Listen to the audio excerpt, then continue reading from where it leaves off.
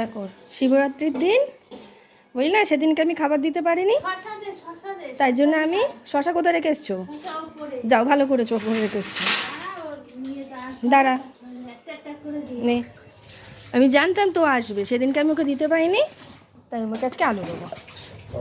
হ্যাঁ, নে নিয়ে আসো, একটা দাও শশা।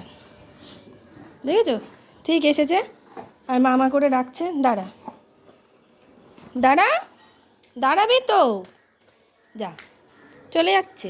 তো তোমরা একটু আগেই দেখলে যে ও এসেছিলো, এসে মা মা করে ডাকছিল, আমি ঘরে ছিলাম, ফোনটা দেখছিলাম। তো হঠাৎ করে মা চিৎকার করে বলছে শিগগিরই আয়, তোকে আবার ডাকছে মা মা করে।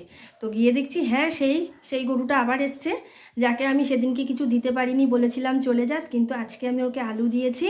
তো শশাটা আমার ওপরে রাখা ছিল ঠাকুর ঘরে, তো সেটা আনতে গিয়ে একটু দেরি হয়ে গেছে, তো চলে গেছে। আমি ডাকলাম, ও মানে চলে গেল, আজকে ওর খাওয়া হয়ে গেছে, ভেবেছে আর কিছু নেই, তাই চলে গেছে।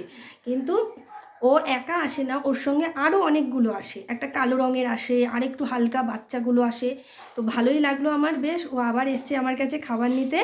আজকে আমি ওকে ফিরিয়ে দিইনি, তো আবার আবার আসবে আমার কাছে খাবার চাইতে। তো তখন ওর জন্য শশা আর আমি বাতাসা তুলে রেখেছি, যদি কালকে আবার এই সময় আসে তো আমি আবার দিয়ে দেবো খাবার। তো ভীষণ ভালো লাগলো, সেদিনকে দিতে পারিনি, খুব মনটা খারাপ ছিল। তো আজকে যে ও এরম আসবে, আমি ভাবছি আসছে না কেন, দুদিন হয়ে গেল, তো এসে আমাকে ডাকে মা মা করে। তো মা বলছে তুই আয়, তোকে ডাকছে। গিয়ে দেখছি হ্যাঁ, ওকে হাত বুলালাম, ওকে আমি যখনই বলি হ্যাঁ চলে যাও, চলে যায়। তো আজকে মনে হলো যে খাওয়া হয়ে গেছে, চলে যাই, আর দেবে না, তাই জন্য চলে গেছে। এইগুলো না, পশুপ্রেমী যারা আছে না, তারা সত্যি দেখবে, কুকুর বলো বিড়াল বলো, এরা এত প্রভুভক্ত হয়। তো এই গরুগুলোকে আমি যখনই খাবার দিই, জল দিই, তো এরা সব খেয়ে নেয়। আর আরেকটা কথা, আজকে তো যেহেতু শিবরাত্রি, আজকে অনেকেই দিকে ডেকে ডেকে খাবার দিচ্ছে, কিন্তু ম্যাক্সিমাম সময় আমি কিন্তু কাউকে দেখি না যে ডেকে ডেকে এই গরুগুলোকে খাবার দিতে।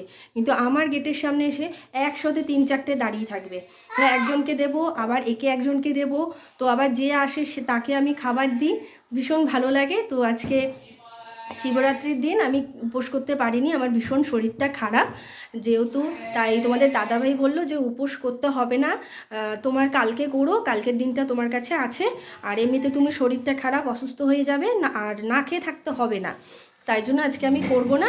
তো আমি আবার মাকে ডাকলাম যে মা তুমি আসো, চেয়ারটা নিয়ে এসছে, দেখতে পাচ্ছে না বলে ওর জন্য আবার চেয়ারটা নিয়ে এসছে। এই যে শোনো, তাকাও। তো দেখতে পাচ্ছে না, আবার চেয়ারটা নিয়ে এসছে, মানে মার কাছে আসো, মার কাছে আসো, মানে মা ভিডিও করছে, ও দেখবে। তো আমি কালকেই শিবরাত্রিটা করব, কারণ আমি অত রাত্রির জেগে আমি করতে পারবো না। তো যাই হোক, তো আমি কিন্তু শুধু গরুটাকে খাবার দিই না, আমি কিন্তু আমাদের বাড়িতে একটা কুকুর আছে, যেখানে আমাদের পাড়াতে কুকুর আছে।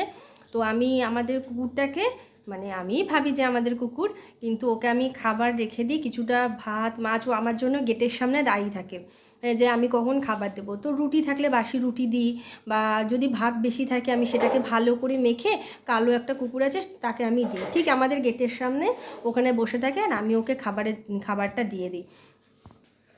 তো দেখবে যে আমি খাবার এনেছি, কি আনন্দ হবে। ওর সাথে আরেকটা কুকুরও আসে, তার আগেও আমি আরেকটা কুকুরকেও দিতাম, সেই কুকুরটা মারা গেছে। তো ভীষণ ভালো লাগে যে ও বসে থাকে, ও জানে যে আমি এই টাইমে খাবার দেবো, ঠিক গেটের সামনে দাঁড়িয়ে থাকবে, ভীষণ ভালো লাগে। আর একটা বিড়াল আছে, সেই বিড়ালটা তো আমাদের বাড়িতে বাচ্চাই দেয় মাঝে মাঝে চিলে কোঠার ওপরে। তারপরে তার জন্য কিছুটা খাবার আমি আমাদের কলপাটটার সামনে দিয়ে রেখে দিই। তো শুধু ও একা খায় না, ছুঁচো আসে, মানে ওই যে ইঁদুরগুলো আসে, সবাই আসে, সবাইকেই মোটামুটি যেটুকুনি আমার সামর্থ্য আমি সেইটুকুনি দেওয়ার চেষ্টা করি। তো শুধু ওকেও দিই না, আমি আরও অনেককে দিই, সেটা আমি তোমাদের পরে বলবো। ভিডিওটা ভালো লাগলে লাইক কমেন্ট শেয়ার ও সাবস্ক্রাইব করবে। দেখা হবে তোমাদের সঙ্গে নেক্সট কোনো ভিডিওতে। Bye bye.